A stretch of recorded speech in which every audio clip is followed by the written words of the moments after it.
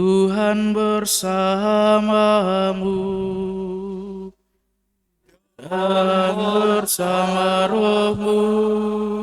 Inilah Injil suci menurut Matius. Dimuliakanlah.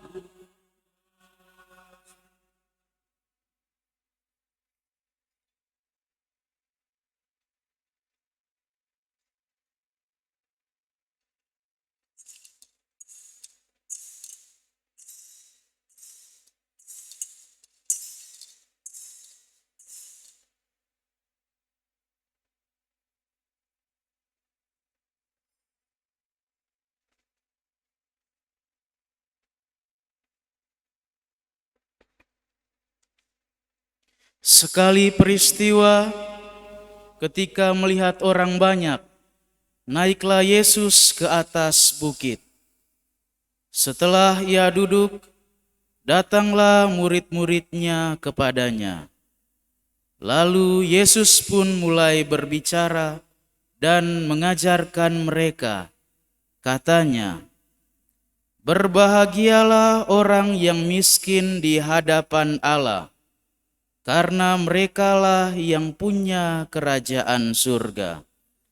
Berbahagialah orang yang berduka cita, karena mereka akan dihibur. Berbahagialah orang yang lemah lembut, karena mereka akan memiliki bumi. Berbahagialah orang yang lapar dan haus akan kebenaran, karena mereka akan dipuaskan. Berbahagialah orang yang murah hati, karena mereka akan beroleh kemurahan.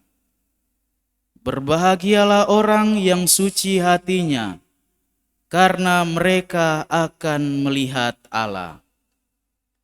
Berbahagialah orang yang membawa damai, karena mereka akan disebut anak-anak Allah. Berbahagialah orang yang dianiaya demi kebenaran, karena merekalah yang punya kerajaan surga. Berbahagialah kamu, jika karena aku kamu dicela dan dianiaya, dan kepadamu difitnahkan segala yang jahat. Bersukacitalah dan bergembiralah, sebab besarlah upahmu di surga." Demikianlah sabda Tuhan. Terpujilah Kristus.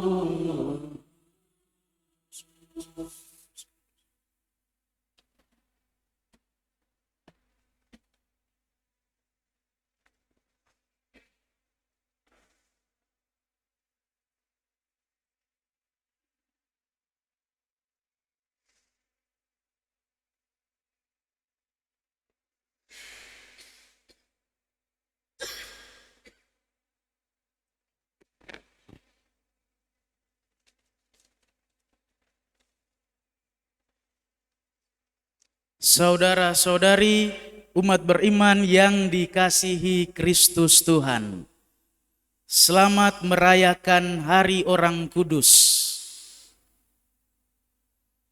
Setiap kita pasti menginginkan dan selalu mengusahakan kebaikan. Mau diakui atau tidak, kita ingin mencapai kebahagiaan tersebut. Namun ada berbagai macam bentuk kebahagiaan. Ada yang berbahagia karena bekerja keras, sehingga kebutuhan hidupnya tercapai. Ada yang berbahagia karena menikah dengan orang yang dikasihinya. Dan ada pula yang berbahagia karena tidak menikah, karena kerajaan Allah dan sabdanya. Misalnya saya, Romo, dan para suster yang hadir di sini. Maka sejauh kebahagiaan itu mendatangkan berkat bagi dirinya dan sesama, apapun pilihan orang agar dirinya berbahagia, selalu mendatangkan berkat. Saudara-saudari umat beriman yang dikasihi Kristus Tuhan, bacaan Injil yang kita dengarkan hari ini biasanya kita kenal sebagai sabda bahagia. Bacaan ini mengingatkan kita akan ukuran kebahagiaan yang sejati. Namun terkadang membaca perikop ini membuat kita bertanya-tanya, bagaimana kemiskinan, duka cita, kelemah lembutan, kelaparan, dan kehausan itu memberikan kebahagiaan.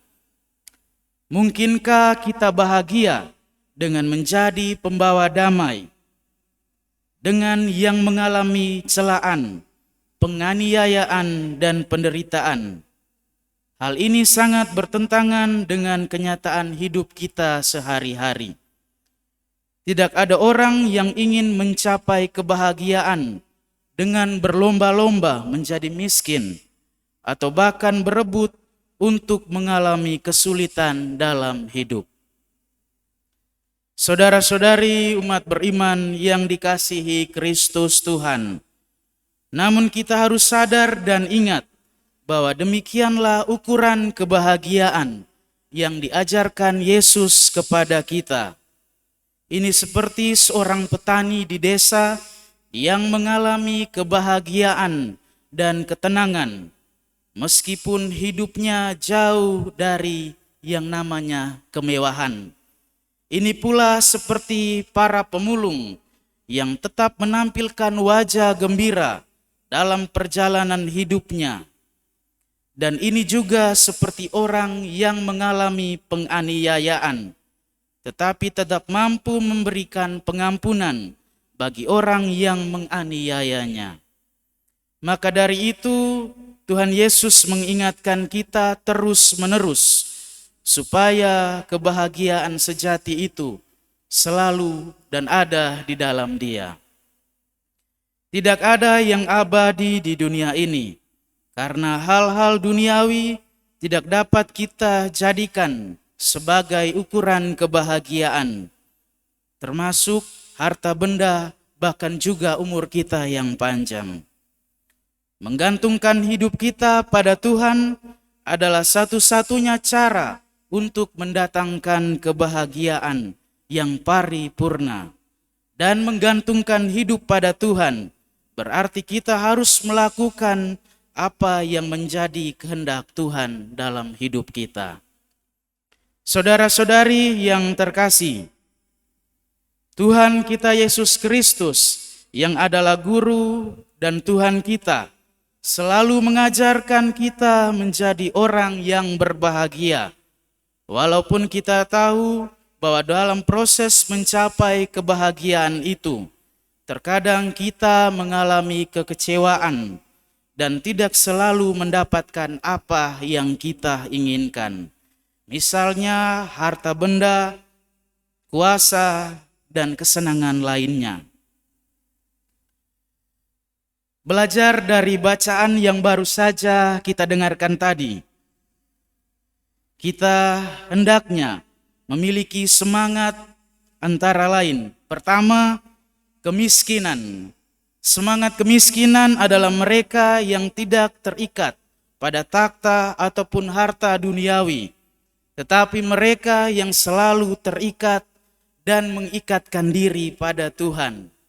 Yang kedua, mereka yang berduka cita adalah mereka yang menjadi korban atau penderitaan yang tidak adil karena penganiayaan zaman, tetapi setia untuk terus mendekatkan diri pada Tuhan. Yang ketiga, menjadi murah hati.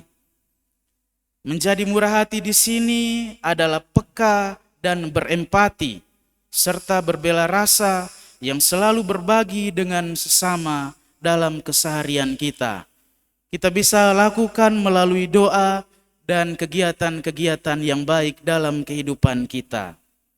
Yang keempat, menjadi lemah lembut.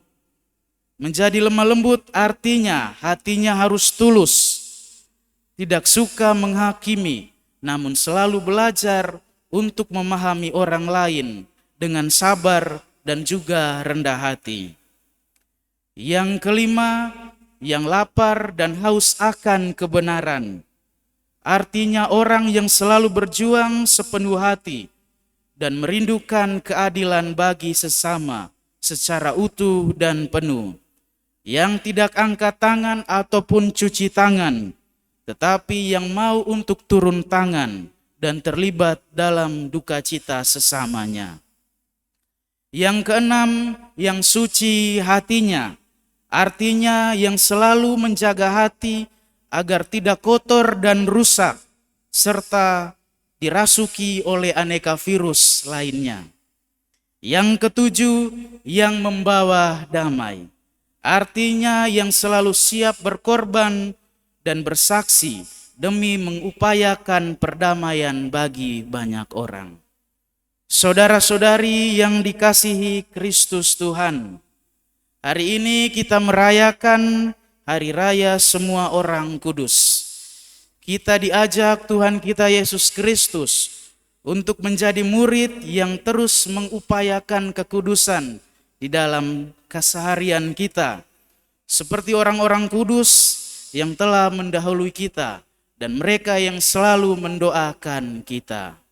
Tuhan memberkati kita sekalian.